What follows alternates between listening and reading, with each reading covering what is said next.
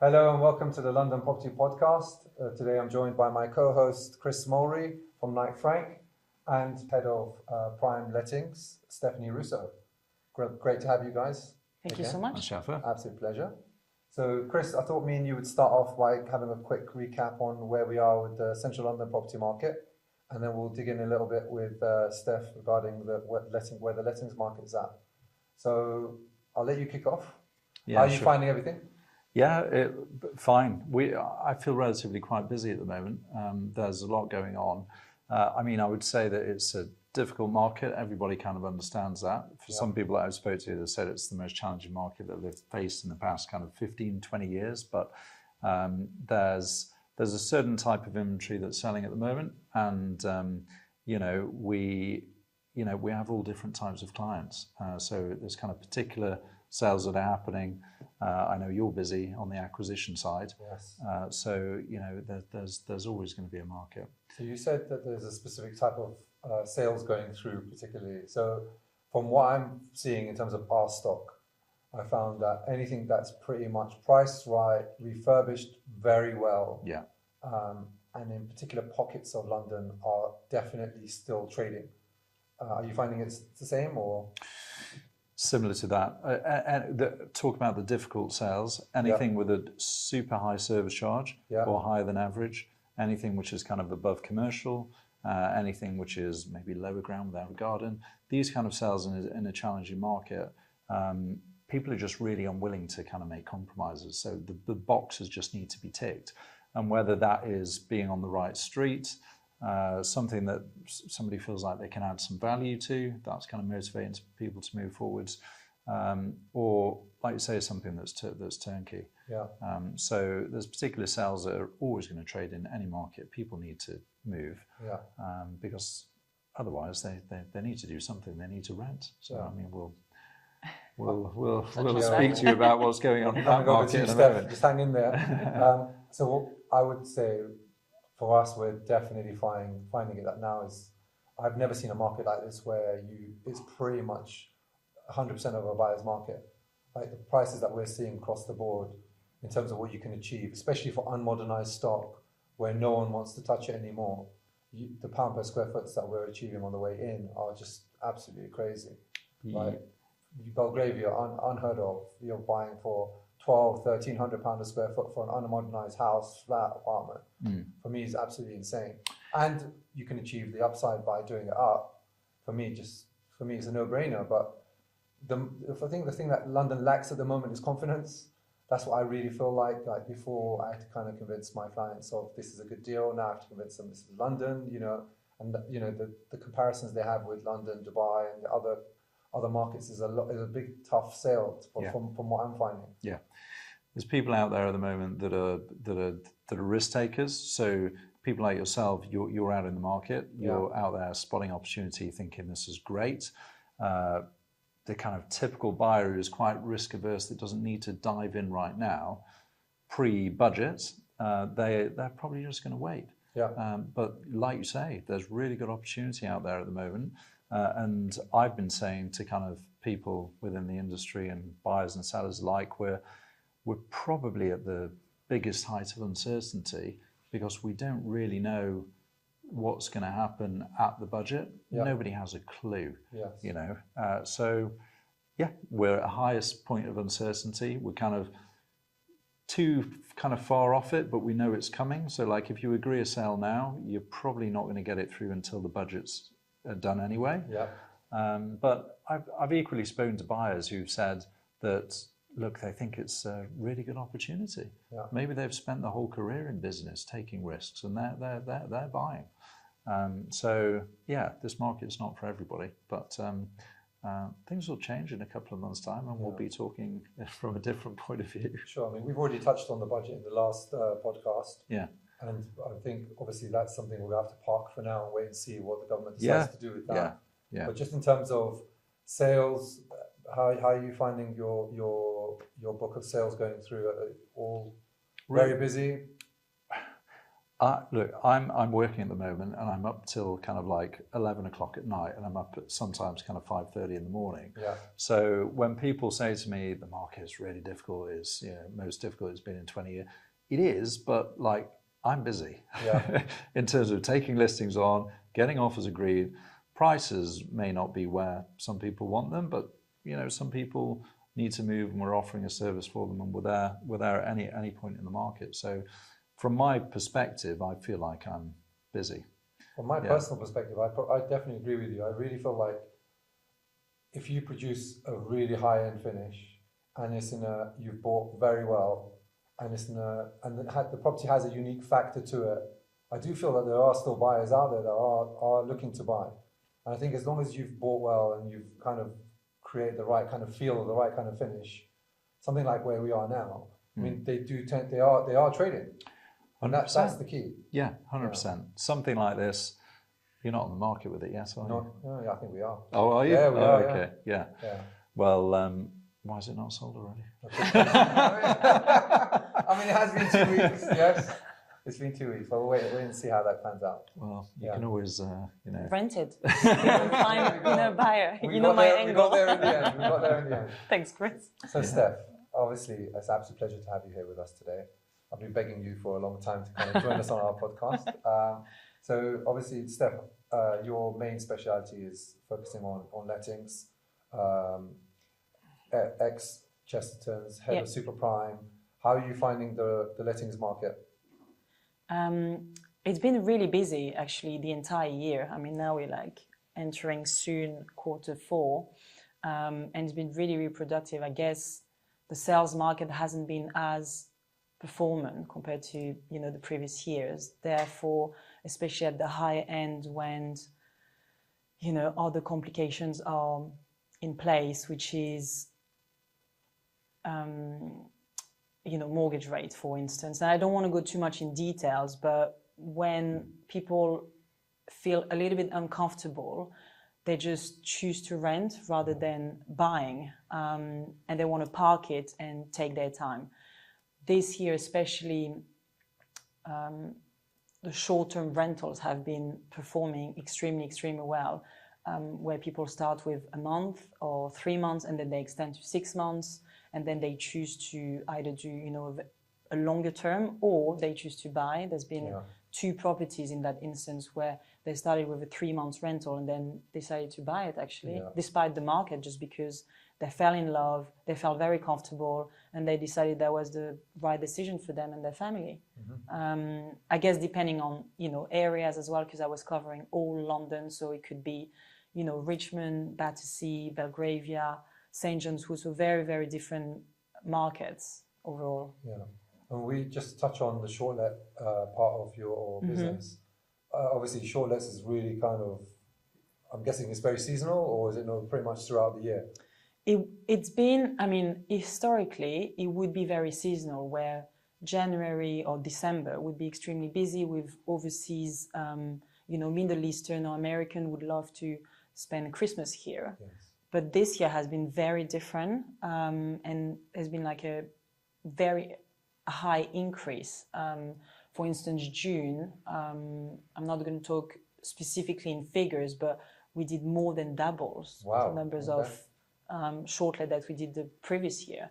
And I guess sellers that couldn't, sell their property just defaulted and decided why not get, an income and some cash to cover their expenses. So that was a good just alternative. To give an example, me and Steph almost did a short-let together over the summer.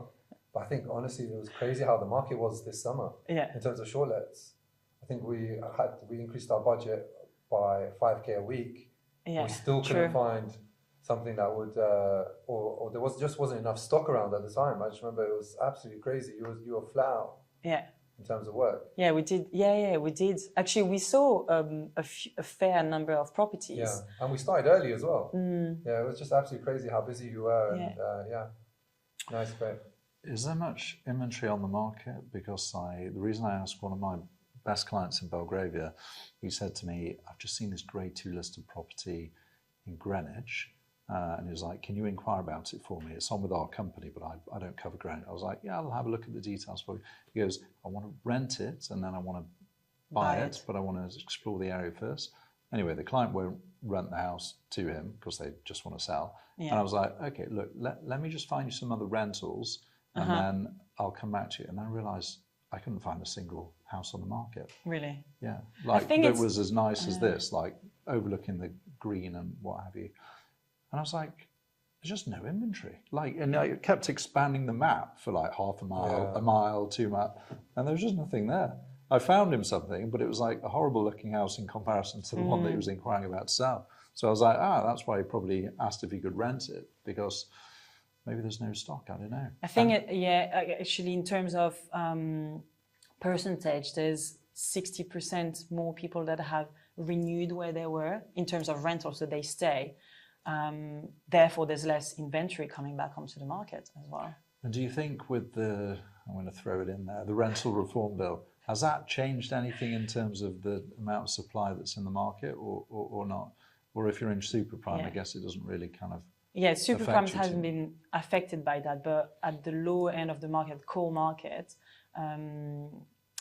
a few property owners have decided to just try to sell. So the property is not coming back, or a tenant is, trying to find another property, or they're just moving overseas. I'm sure you've talked about that in the previous podcast, where a lot of people, whether no matter which price bracket or which earner you are, you're just going to go to Dubai to have a chance there, and people are flying away from London at the moment, which is, I think, a mistake long term, but yeah, I agree. So the media haven't helped as well. I know. With all the articles, and now we're seeing a few different articles where people are saying, they're coming back and the reason why, and it would be important to... I mean, I agree with you. Long term, I feel like London's definitely got more appeal to it than any other city. I'm a bit biased, obviously, I've been in London all my life, but yeah. But Steph, tell us one of your success stories, like one that you are super proud of, or a landmark rental for yourself. This year, for instance, a client who owns in Kensington, who has been renting historically her property for a number of years with the same agent, and we were always, kept in touch. In terms of rental, it's about £20,000 per week. Yeah. So quite high end, and prospective tenant tried to rent it a couple of years ago, didn't manage to, and then they knew they wanted to move out this year. So I approached the client again, been in touch with her for 6 months, and we finally managed to get that across the line. So it took, a very long time, but then I was glad that she trusted me and trusted, us and the relationship, and everything was very smooth in terms of paperwork and all the procedure, because it's owned by trust as well. Yeah. So in terms of the checks, on the prospective tenant was quite heavy and in depth. It was great. Yeah, that's a great success story. They're very, very happy. So yeah, everyone is happy. Amazing. And she was trying to sell. She didn't manage to. Yeah. But I know that there's a chance that they might buy in 12 to 24 months time. Yeah. For anyone who doesn't know, Steph, in my opinion, is one of the best rental agents out there. Thank you, Jeff. I mean, it's absolutely fine. But Steph's one of these people, honestly, I have to remember the first rental we did together, which was in Kensington. It was in Kent House, if you remember. Yeah. I was telling Steph, look, Steph, I don't want to rent it. She goes, just let me go have a look. I'll be fine. It's going to take someone around. I was like, okay, Steph, do it, but I don't want to rent it. She got me the most insane rent. I couldn't say no. We still ended up renting it. And I think the tenant stayed in there for like 18 months or close to 2 years, which was fantastic for us. But yeah, the rental was great on that one. Oh, thank you. No, it's absolutely fine. So Steph, one thing I was going to ask you, which is something that Chris touched on. Mm-hmm. How often do you find it where someone rents a property and then actually does end up buying it from the client? Or is that rare? Or at the low end core market, I haven't really seen that, but the high end, it does happen way more often. I would say 15%, but that's just on top of my head. Okay. Yeah. And you get a double commission on that, just saying? Just checking. No comments. Goes to the sales department. Just imagine her like, Goes to the sales department. Otherwise, I would push way more for that to happen. Yeah. So just let's move on slightly. Let's say, in terms of rentals, where are the areas within a property that you feel like someone who is looking to rent their house really should focus on? As in terms of like location. Not location. Let's focus more internally. Kitchens, bathrooms. What are the main parts of a house that are key to rentals? Like, obviously, I know Knight Frank, for example. We touched on this just before the podcast started. You know, if you ever presented something to them that was in slightly, I wouldn't say dilapidated, but in slightly unmodernized condition, you guys pretty much wouldn't touch it. Is that right? In Belgravia. In Belgravia. I like that's more specific. Okay. In Belgravia. In Belgravia, yes. I guess people have, depends on what the target market is. So if you've got, and it depends on the size of the property as well, but if it's a very large house that is very, you use the word dilapidated, you can't just give it a lick of paint and expect somebody to pay 100, 200 grand a year for it. Yeah. They'll have a certain on the condition, standard. It is, but it's we would advise the client pretty strongly to, you know, have it refurbished. Yes. I think there's so much we can do as agents as well to advise the client, you know, show them evidence, but then it's their choice at the end of the day to do what's best for their assets. Sorry. And I'm sure you guys give them the upside and the downside. It's like when you guys do a sales viewing, you know, you tell me, look, in good condition it's worth X. And in this current condition or unmodernized condition, let's not use dilapidated. Unmodernized condition is worth Y. So I'm guessing you guys do pretty much the same thing, no? Yeah, so if you were looking for a valuation in terms of you need mortgage finance and your mortgage and your value is going round, we'd give a figure on what it would be worth in that condition, assuming that electrics were okay, it had a gas safety certificate and all of that kind of stuff. So no wires popping out of the Yeah, exactly. As long as it was legally compliant and safe, that's one thing. Okay. Whether we take it on or not is another. That's the question I was asking. Yeah. That's exactly the question I was asking. Yeah. So there's many agents who will take anything on. It's like, is it legal? Okay, we'll take it. So Steph, what is the main thing for you? Like what when you look into a property, like you first walk into a place, what would you say is like the key areas you focus on? I mean, you have more chance. For instance, you know, we used to, in the company I used to work for before, we would, let's say the property is completely unfurnished and the client doesn't want to buy or invest furniture, which is fair enough. If we would engage and have CGI photos done, so with, you know, stage furniture. That's clever. I like that. Online, you would have already 30% more clicks online. So people are just more interested because not everyone has the expertise or the imagination to see themselves at the property. Yeah. So if you actually furnish the property and invest, whether you rent it or buy it, I think you have way more chance to rent it or to sell it. That's a fact. That's really interesting. So, and having a product that is finished, that is, you know, inviting, where you feel like home without being too personal, it makes a whole difference as well. Yeah, no, 100%. We found that on the sales side as well. I mean, I'm guessing, Chris, you see this as well. Putting furniture in a place really changes everything. I was just about to say, this is not virtual furniture. I'm not doing kind of a squat here for like half an hour. No, I found furniture makes a huge difference when we're selling. Yeah, you've got to furnish it, haven't you? Yeah. The only issue is with doing virtual furniture. Yeah, it looks great on your marketing and everything else, but we had a house in Sussex Street, and the client was like, "I want you to do the virtual furniture." That's an option for me, for the client, and they're like, "That's not going to cost me any money to stage it." So we did the virtual furniture, but the house was okay. It was a little bit tired, but we made the marketing look so good that all the buyers were expecting something that was turnkey, because when you drop brand new virtual furniture and artwork and stuff, they think, oh, this is brand new. And then they get there and realize this is a kind of a tired rental house. Yeah. And we had to say to the client, kind of after about 3 or 4 weeks, I was like, we're going to have to make the marketing on this look actually, you know, we're going to have to take, even though the photos were not kind of doctored other than just dropping that furniture in, it gives the impression that it's something that it's not. So we actually removed the furniture. So we had a lot of Chinese buyers wanting brand new build, and they were kind of coming to see this house, and they were the wrong type of requirement. So we can get more viewings, but then it was the wrong thing. So good, it's good in some instances, but you cannot beat having it Yeah. properly done. 100%. Because on the viewing, that's when you sell it, really. Yeah. You don't really sell it from the brochure of people looking at it. They have to come in and walk around. But the stat of 30% increase is crazy. Yeah. Yeah, it's huge. Crazy, yeah. So do you, I mean, obviously now let's do it on the flip side. Do you find that, so staging is important, having the correct furniture, Correct. making sure that that's all okay. Because for renting, I mean, mostly, especially at the high end, you know, people's expectation is extremely high. They would like to come with their luggage, suitcases, and just coming and moving in, you know, within a few days without doing anything. So everything is done for them and ready. Is there anything else? So like staging, you'd say is important. What other main factors would you say are key to getting a good rental? I mean, obviously the, you know, bathroom, kitchens, the main rooms need to be immaculate. Yeah. And kitchen, bathroom especially. Or the main areas? Yeah. Okay. That need to be refurbished every, you know, 5 years, I would say, or up to date, really. Yeah. Any horror stories you want to share? No names, obviously. We're legally bound here, Horror, you know, making sure.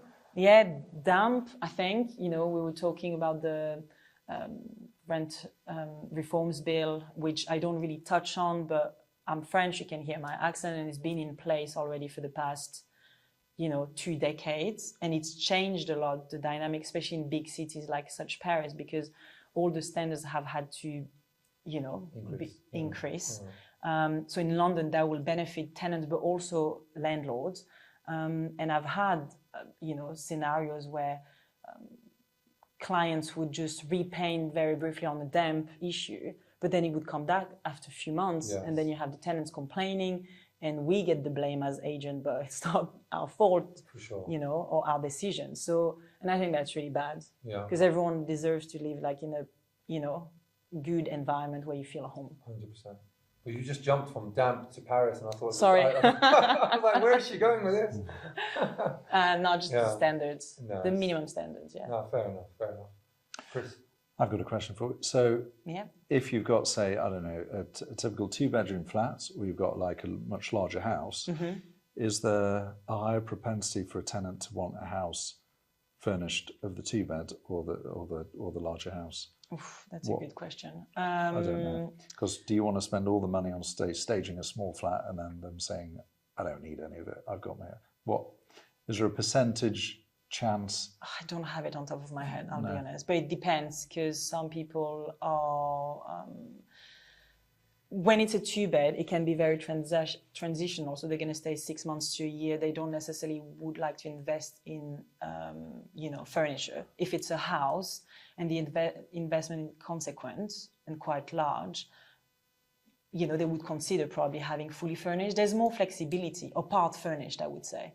So you know, having core items like sofas and,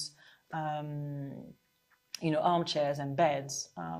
Yeah. So it's a family who's likely to stay for quite a long time. So like more like a house is more likely somebody to stay a longer time than a smaller flat. It's a sign. I think if a family would like an unfurnished house, you know, they will make the investment themselves. They're going to stay at least 36 months, I would say.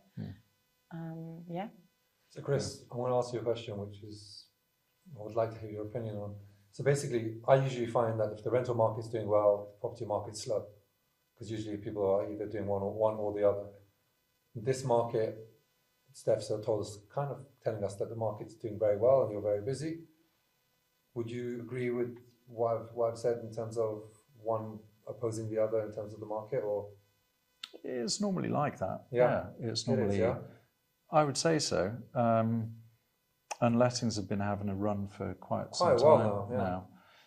Is there is there a market where both are doing well at the same time?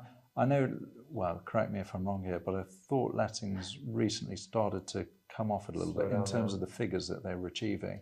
But the sales market hasn't started to take off. So maybe there's a point where lettings doing great, but sales isn't doing great, but then it gets to a level whereby affordability gets it and it comes out. I don't know. But generally speaking, I think whilst, one is raining, the other one shining. Exactly. That's true. I think. So Steph, where do you see the rental market going in the next, say, 6 months? Do you feel like you're in a good position? Do you think it's going to carry on rentals are going to carry on slightly creeping up, or do you think no? Do you think this is the top point of rentals? In terms of rental price point, I don't see it really rising because there's going to be, and there's more properties available. It's always about supply and demand. Of course, yeah. So that's one. Secondly, I think that short-term rentals will continue basically to thrive because people love the flexibility and not having to commit to anything really long-term. Three, the budget, obviously, that's going to give us a bit more direction on where this is going to go. Yeah. And what about Keir Starmer's proposal for his digital ID? Will that help speed up right to rent checks and everything like that? I mean, I guess, time will tell. I don't want to comment on that. That's going to be an interesting one. Yeah. So, Steph, any wrap-up comments you would like to our listeners? No, thank you so much for having me really today. Really appreciated the invite. Chris, any last comments? No, let's just get cracking on with the day. Thank you all. Cheers.